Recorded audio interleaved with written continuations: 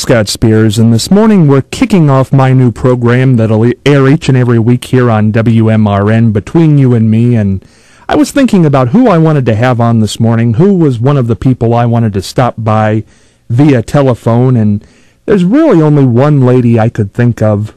She's been on this program countless times for countless different reasons. She's an Ohio icon, which helps. She's a national treasure, there's no doubt about that. She set the standard for all stand-up comedians, male or female. She has been the most gracious lady to me over the years. She is a celebrity in every sense of the word, but she never acts like one.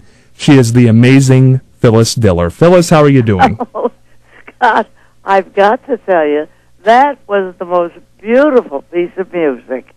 I swear it sounded like a eulogy. Would you? And I didn't have to die to hear it. Well, and you know, Phyllis, I didn't even have that written down. That's the truth. Oh, boy, are you voluble. Now, here's the thing, Scott. This thing that happened with your wonderful interview with Helen Mirren of the great movie Elizabeth. Helen Thomas. Helen what? Helen Thomas. Thomas, all right. Whatever happened, I've been sitting around here in California from Ohio and sitting around in Hollywood wondering, when is the international public going to find my friend, the great interviewer, Scott Spears? Boy, Phyllis, we wonder the same thing. You wonder it from Hollywood, I wonder it from here. Well, I swear, Scott, you see, we are so aware of your great talent because you come up with hundreds of ideas. You are never wanting for an idea. You are prolific. You're always pushing. You're always there. And I thought, now, why hasn't the world found Scott and put him on a pedestal? And, you know, after all, Larry King can't live forever. Unfortunately. Unfortunately, and he does such a good job. Yeah, but he's stepping down. I don't like that, Phyllis. I'll miss him. Oh, I think it's a great idea to know when you're through. That's true, though. You did. You knew when it was time to stop doing stand-up comedy. Yes, I did. And I admire that in other people because I had watched some of my dearest friends come on stage and then they weren't really sure where they were. That's sad. And they had notes in their pockets. Oh. Stuff like that, and I didn't want to do that. You know, I saw Henny Youngman one time on stage with cards. Well, that's one of them that I saw too. Oh. And I didn't want to go that far. Of course, here's an old guy who just hung on, and by golly, nobody was going to stop him. Yeah, that's right. He loved it. Take my wife, please. Yeah, and well, whenever you called him at his home, whoever answered said, "King of the one-liners." And I'll tell you the truth. He was a hard act to follow. He was so brilliant. I think Rodney Dangerfield and Henny Youngman really had it down when it came to those one-line bits. That's their whole thing, one-liners. Now, Phyllis Diller, though, you know, one thing I always loved about you, Phyllis, was you came on the stage and you would do what just happened in the newspaper, but you also interwove it with just slice-of-life stuff. And that was so unique, and women did not do that at all. No, I guess not. But I've been thinking about you and me and our relationship with Ohio. I want you could be in a position, having the airwaves at your beck and call, to make a national dish, Ohio, a national Ohio, and you know what it's going to be? What's that? Mashed potatoes and gravy. Well, who doesn't like that? You know, our dear Ohio friend, Irma Bombeck, wrote the great line, in Ohio, gravy is a beverage. And believe me, that's part of my life.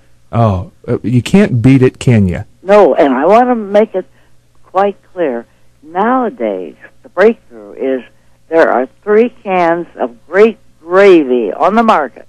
One is chicken gravy, beef gravy, turkey gravy. And, baby, I couldn't make gravy that good. Gravy goes with almost everything except pie. You're right. Yeah. Absolutely right. That's the only thing it doesn't mesh with. No. Mash. Ooh. That's mash in potatoes, please, sir. You know, Phyllis, I was thinking the other day when all this Helen Thomas news was coming about and I was getting a little bit of recognition internationally and here in the United States on CNN and so forth. And I was thinking, you know, the guest who came on, the CNN quality, the BBC quality, the national quality guest, the woman who's traveled the world, who came on with me when nobody cared, when there was no resume, was you. And you're my good luck charm, and you can't ever go anywhere, because any new show I ever do, you must be on in the first episode, or else I think I'll fail. You're like an old sock, Phyllis. No, you'll never fail. See, I had a tremendous belief in you and your talent, and I imagined your future from the very beginning, because you've got it, boy. Well, Phyllis, you really are a class act, and I love that you stopped by this morning during drive time to say hello. You've been a classy friend to me over the years, and your artwork. I have been such an admirer of your artwork from day one. It is, Jackson Pollock, get in the back seat. Oh, dear. Well, I'm having a lot of fun with it, and they're selling madly. Yeah, that's wonderful, and you're feeling well. I'm feeling well. When they sell, I feel well.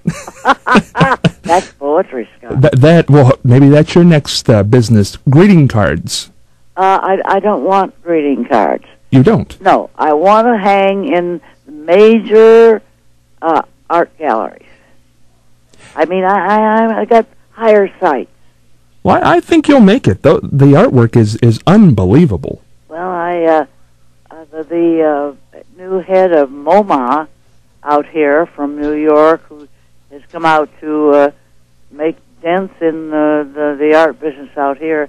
He's the head of MoMA. He bought one of my paintings. Wow. Now that is a step in the right direction. That's a compliment. See, now that is where my eyes are on big stuff.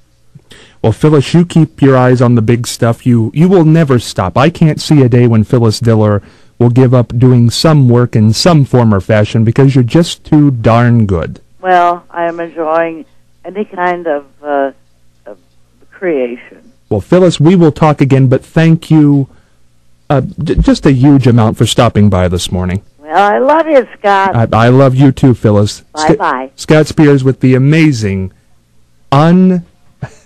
just unimitatable Phyllis Diller. WMRN 1490 since